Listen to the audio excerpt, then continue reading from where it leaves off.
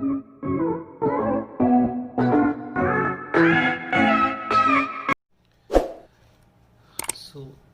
Third part को solve करते हैं। सो थर्ड पार्ट में देखो हमारे पास जो 10 और 15 है ये हमारे पास पैरेलल में, तो ये हो जाएगा 1/RP 1/10 प्लस 1/15। इसको सॉल्व कर लेंगे, एलसीएम हमारा 30 आ जाएगा।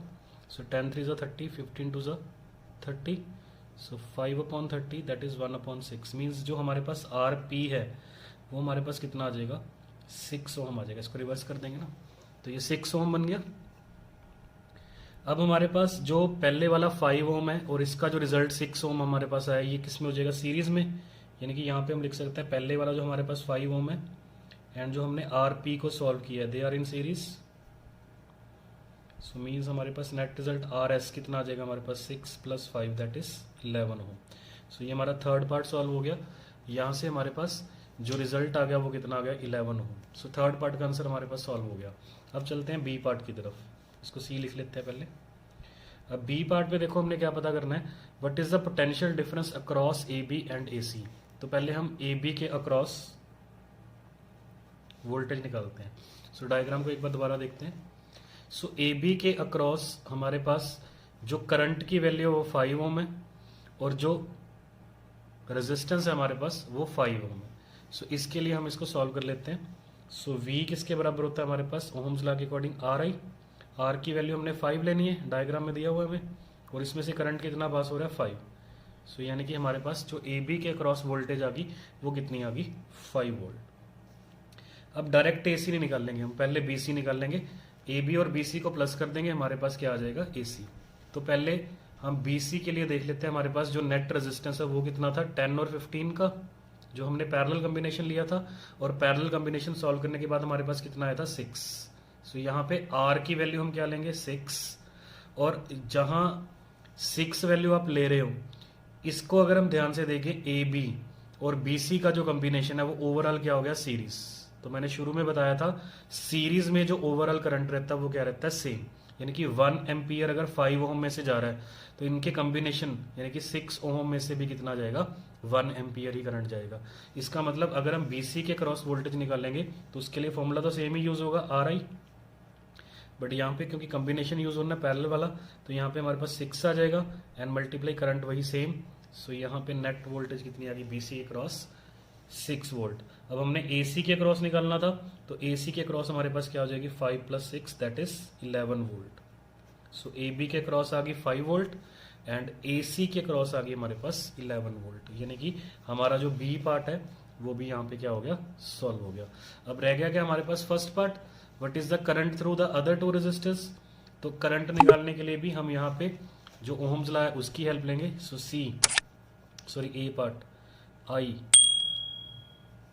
सो ये पहला I निकाल रहे हैं हम 10 के लिए।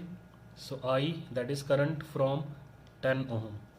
इसके लिए फॉर्मूला क्या यूज होगा, I = V/R। अब जो वोल्टेज रहती है पैरेलल में हमारे पास सेम रहती है, और हमने ऊपर किया था जो BC हमारा डायग्राम में पार्ट है BC, उसमें 10 आ रहा है, तो BC में वोल्टेज कितनी आएगी हमारे पास, जो हमने BC पार्ट के लिए निकाली थी दैट वाज 6 वोल्ट। सो यहाँ पे 6 वोल्ट को हम यूज कर लेंगे।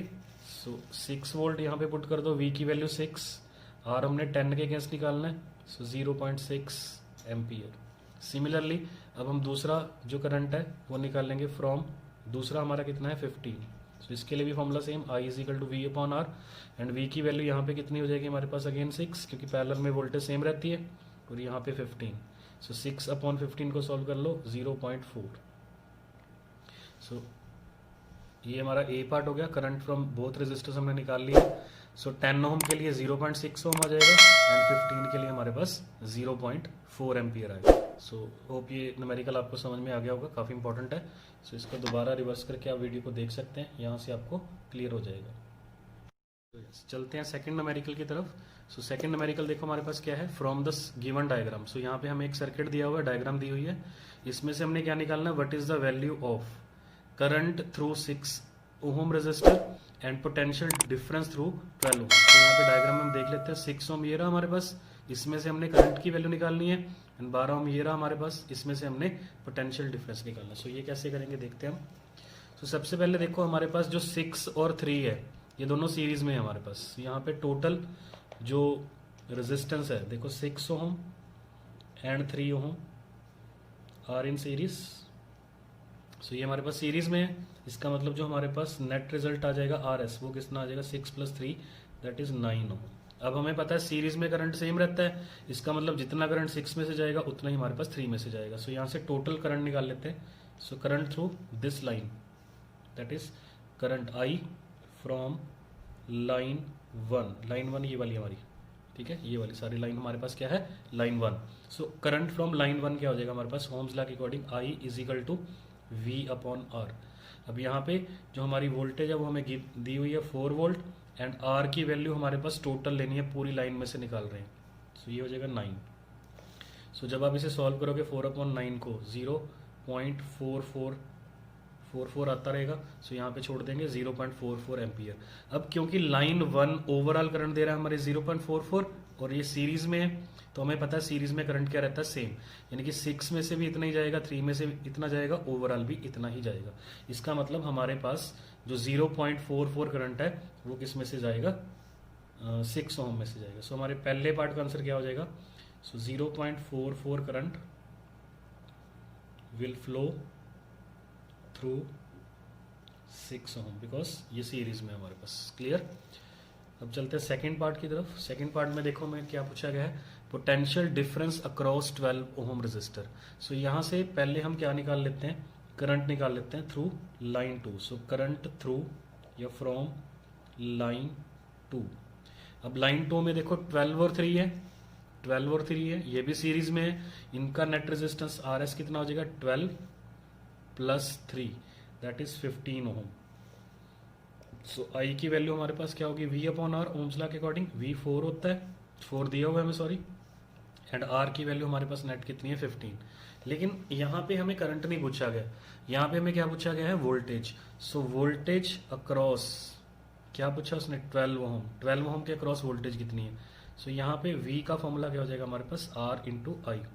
अब देखो R की वैल्यू 12 ओम, क्योंकि 12 में से निकालना है हमने, एंड I की वैल्यू हमने ऊपर निकाली क्योंकि सीरीज में करंट सेम रहता है, तो 12 में से भी इतना करंट जाएगा। सो ये 48/15। सो 5 3 ज़ा 15, सॉरी 5 3 ज़ा 45, 3 बचेगा, 5 2 ज़ा 30। सो वोल्टेज अक्रॉस 12 ओम कितनी आ जाएगी हमारे पास 3.2 वोल्ट। सो होप ये न्यूमेरिकल आपको समझ में आ गया, काफ़ी इंपॉर्टेंट न्यूमेरिकल था। सो इसे भी ध्यान से आप रिवर्स करके वीडियो को समझ सकते हो। सो यस नेक्स्ट चलते हैं क्वेश्चन नंबर 3 की तरफ। ये भी काफ़ी इंपॉर्टेंट है।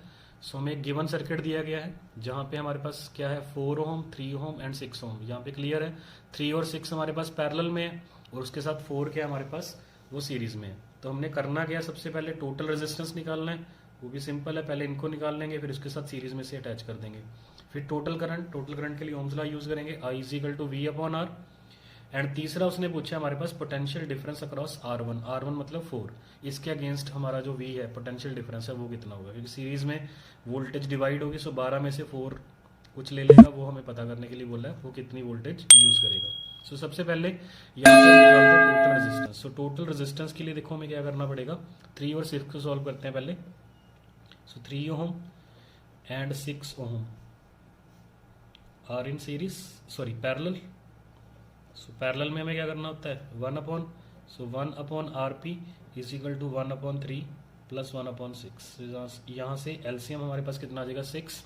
सो 3 2 ज़ा 6 plus 1 3/6 that is 1/2। So that is RP हमारे पास कितना आ जाएगा 2 ओम आ जाएगा। समझ में आ गया। सो लेकिन अभी सॉल्व नहीं हुआ हमारे पास पूरा पहला पार्ट। सो यहाँ से अगर जो हमारा RP 2 ओम आया RP एंड जो हमारे पास बचा हुआ 4 है ये सीरीज में है। So RP and 4 are in series.